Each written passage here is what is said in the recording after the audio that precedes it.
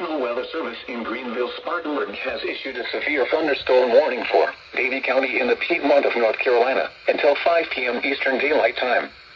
At 3:57 p.m. Eastern Daylight Time, a severe thunderstorm was located 5 miles northwest of Moxville, moving southeast at 10 miles per hour. Hazard, 60 miles per hour wind gusts and nickel-size hail. Source, radar indicated. Impact, expect damage to trees and power lines. Locations impacted include Moxville, Bermuda Run, Sheffield, Farmington, Advance, and Fort Church. For your protection, move to an interior room on the lowest floor of a building.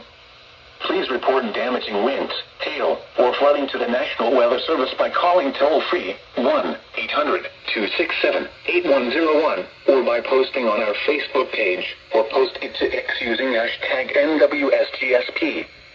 Your message should describe the event and the specific location where it occurred. Repeating, a severe thunderstorm warning has been issued until 5 p.m. Eastern Daylight Time for the following county: Davie, North Carolina.